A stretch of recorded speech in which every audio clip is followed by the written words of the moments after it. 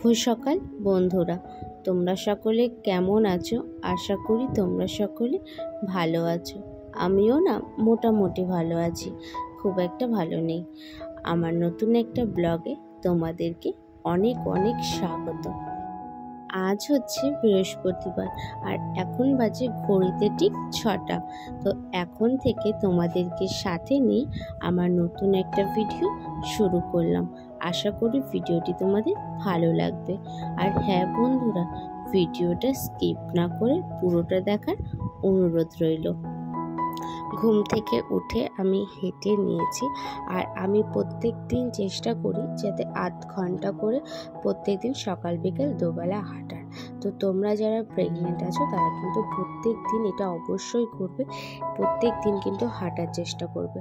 তাতে হাঁটার চেষ্টা করলে কি হবে বলো তো, হাঁটলে তোমার শরীরটাও ভালো থাকবে আর বাচ্চাও কিন্তু খুব ভালো থাকে। তুমি কিন্তু তাহলে ওর মুভমেন্টগুলো না বুঝতে পারবে। তো তার জন্য আমি কি করি, প্রত্যেক দিন হেঁটে নিই।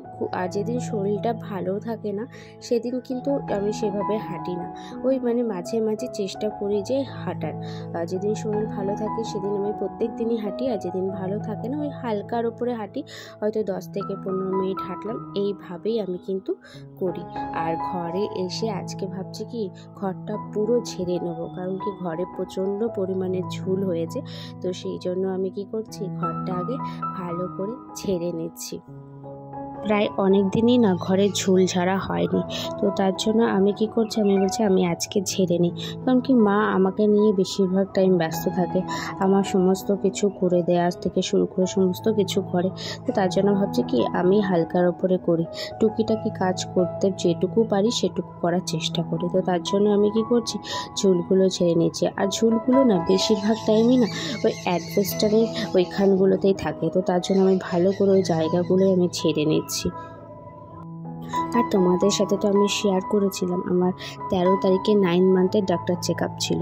তো সেদিন চেক আপ করিয়ে এসেছিলাম, আর সেদিন আমি পিএসসি টেস্টটা করিয়েছিলাম। তো তারপরে বাড়িতে চলে এসেছি। বাড়িতে চলে আসার পরে না আমার শরীরটা সেরকম খারাপ ছিল না, খুব একটা ভালোই ছিল মোটামুটি। ঠিক সন্ধে যখন হয় তারপরের থেকে আমার শরীরটা খুব খারাপ হয়, আমার পেটে প্রচণ্ড পেন হয়, যার জন্য আমি না কিচ্ছু করতে পারছিলাম না, এতটাই পেন হচ্ছিল। তো বাড়ির সবাই পুরো ঘাবড়ে গেছিলো যে কি হলো, হঠাৎ করে এরকম পেন শুরু হলো কেন। কারণ কি ডক্টর কিন্তু আমাকে ডেলিভারি ডেট দিয়েছিল হচ্ছে জুনের 1st উইক। আমি তোমাদের সাথে সেটা শেয়ার করেছিলাম। তো এখনও তো আমার হাতে অনেকটাই টাইম আছে, তো তার আগে কেন এইভাবে পেন হচ্ছে। তো তার জন্য এবার ডক্টরকে ফোন করার পরে ডক্টর বলেছিল একটা ক্যালকল খেতে, যদি ক্যালকল না খেয়ে না কমে তাহলে হচ্ছে পরের দিন চেক আপে নিয়ে আসতে। তো ক্যালকল খেয়েছিলাম, খাওয়ার পরে অনেকটা রাত করে আমার পেটে ব্যথাটা কমে গেছিলো, কিন্তু তারপরেও সবাই যেহেতু ভয় পেয়ে গেছে, তো তার জন্য আমাকে পরের দিনই চেক আপে গেছিলাম। আর আমার যেহেতু পিএসসি টেস্টের রিপোর্টটা আমার ডাক্তারকে দেখানো হয়নি, তার আগের দিন ইলেকশনের জন্য ডাক্তার বেরিয়ে গেছিলো, তার জন্য তার পরের দিন আমাকে 14 তারিখে আবার হচ্ছে চেক আপে যেতে হয়েছিল। আর চেক আপে যাওয়ার পরে তখন ডাক্তার পিএসসি টেস্ট এমনকি আমাকে যখন দেখলো, দেখার পরে বলছে ওনার ডেলিভারি ডেটটা অনেকটাই কিন্তু এগিয়ে গেছে। সেটা হচ্ছে আমাকে যদি আমি সিজার করি তাহলে হচ্ছে আমার মেয়ের 22 তারিখে দিয়েছে। আর যেহেতু আমরা বলছিলাম আমরা নর্মালের জন্য করব, তো তার জন্য আমাকে আরও 7 দিন এক্সট্রা টাইম দিয়েছে। যদি 7 দিনের মধ্যে আমার পেন না তাহলে আমাকে সিজার করাবে। তাই একটু টেনশনের মধ্যে আছি যে কখন কি হবে নিজেও বুঝতে পারছি না। আর এখন না শরীরটা সেইভাবে খুব খারাপ যাচ্ছে, এই ভালো তো এই খারাপ, ওটা তো ছিলই। 8 মাসের পরের থেকে এই জিনিসটা ছিল। তার আগে মোটামুটি যদিও বা ভালো থাকতাম, বাট এখন কিন্তু সেই রকম আর আমি হাঁটতেও পারি না সেইভাবে, একটু হাঁটলে খুবই হাঁপিয়ে যায়। তো তাও চেষ্টা করি যে একটুখানি হাঁটাহাঁটি করা, যেহেতু আমরা নর্মাল ডেলিভারি করাবো, তো ডাক্তার ডাক্তার বলেছিল একটু হাঁটাহাঁটিটা বেশি করে করবে, আর আমাকে বলেছিল যে ফলটা খেতে। আমি মিডিলে কিন্তু ফল খাওয়াটা না একদমই কমিয়ে দিয়েছিলাম, মানে আমি খেতে চাইতাম না, মানে এত ফল খেয়েছি না, আর আমার তখন আর ভালো লাগতো না। তো তোমরা কিন্তু চেষ্টা করবে প্রত্যেকটা দিন কিন্তু ঠিকঠাক করে নিয়ম মতন করে সমস্ত কিছু খাবার, না হলে কিন্তু খুবই অসুবিধা হয়। আমি যেরকম ফল খেতে চাইতাম না, মানে ওই একদিন খেতাম তো আবার দুদিন বন্ধ রাখতাম, এই রকম করতাম, কিন্তু তোমরা কিন্তু সেই জিনিসটা করো না। আর এই দিকে দেখো তোমাদের সাথে কথা বলতে বলতে আমার কিন্তু ঘর ঝাড় দেওয়া, ঘর ঝাড়া, সমস্ত কাজ, বিছনা গোছানো সমস্ত কাজ হয়ে গেছে।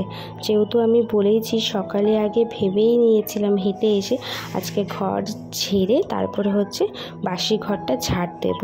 না হলে কি হবে বলো তো, যদি একবার আমি যদি ঘরটা ঝাড় দিয়ে নিই তাহলে আবার আমাকে ঝেড়ে কিন্তু ঝাড় দিতে হতো।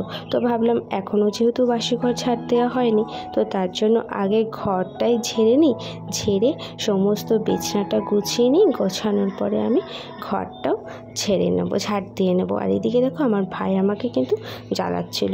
আর সকালে না খালি পেটে আমাকে কিন্তু ডাবের জল খেতে বলেছিল ডাক্তার, তো আমি তাই ডাবের জলটা খাচ্ছি।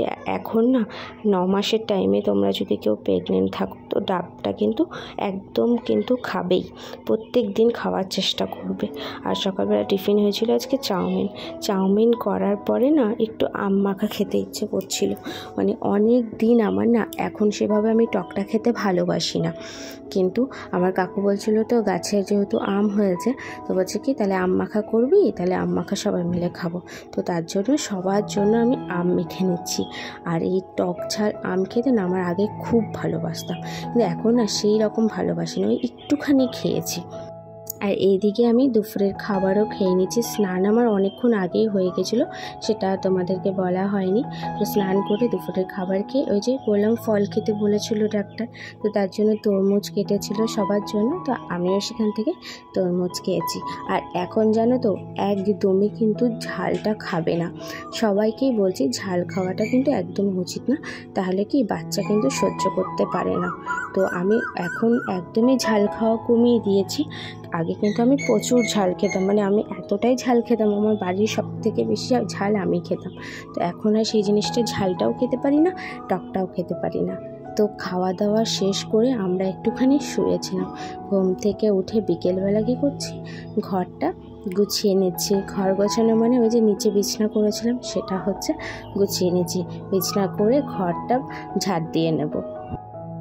এখন তো সেভাবে কোনো কাজ করি না, সমস্ত কাজই মা করে, কিন্তু এই যে সকাল বিকাল ঘর ঝাড় দেওয়াটা, ঘর গোছানোটা আমি করি, তাহলে আমার নিজেরও একটুখানি বসে থাকতে ভালো লাগে না, আর নিজেও এই সমস্ত কাজ করলে শরীরটাও ভালো লাগবে।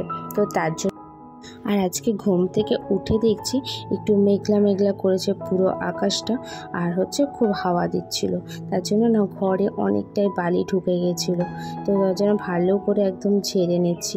ঘরে না বালি থাকলে না খুব একটা ভালো লাগে না, ওই পায়ের সাথে যদি থাকে মানে কীরকম একটা অস্বস্তি ভাব হয়। তো তার জন্য আমি কি করলাম, ঝেড়ে নিয়ে তারপরে হচ্ছে মা বললো কি তাহলে আমি একটু হালকা করে মুছে নেবো। তাহলে ঠিক আছে, তাহলে আমি ঘরটা ঝাড় দিয়ে দিচ্ছি, তুমি তাহলে মুছে নাও। যেহেতু আমি এখন আর ওই নিচু হয়ে খুব একটা নিচু হতে মুছতে পারি না, তো তার জন্য। আমাকে আগের ভিডিওতে একজন দিদি বলেছে, প্রিয়াঙ্কা বিশ্বাস দি, যে নর্মাল ডেলিভারি করানো ভালো বোন। হ্যাঁ দিদি, আমরা সেটার জন্যই চেষ্টা করছি। রাজশ্রী হালদার দিদি বলেছে তোমার কথার ভয়েসগুলো আমার খুব ভালো লাগে, থ্যাংক ইউ দিদি। আর অর্চনা ঘোষ দিদি বলেছে যে আমার ডেলিভারি ডেট কত দিদি? আমার ডেলিভারি ডেট দিয়েছে মেয়ের 22 তারিখে। আর হচ্ছে স্বপ্না ঘটক দিদি বলেছে যে তোমার বেবির বিপিএম কত দিদি? আমার বেবির 9 মান্থের বিপিএম হচ্ছে 140। ওই দিদিভাই আমাকে জিজ্ঞেস করেছিল যে ফার্স্ট ইউএসজি আমার হয়েছে, আমার কতবার ইউএসজি হয়েছে এই 9 মান্থ পর্যন্ত। দিদি আমার প্রত্যেক মাসে মাসে ইউএসজি ছিল, আর সেটা আমার কিছু প্রবলেমের জন্য, আর তোমাকে কতবার করবে সেটা তো আমি জানি না। আর আমি যতদূর জানি 3টে করে ইউএসজি হয়, 3 মাস আর হচ্ছে 5 মাসে আর হচ্ছে 8 মাসে। আশা করি তোমার যাতে কোনো প্রবলেম না হয়, ওই 3টি ইউএসজিতে তোমার যাতে কাজ হয়ে যায়। আর সন্ধ্যেবেলা একটু টিফিন করেছিলাম, আর রাতে করেছিল মা রুটি আর তরকারি।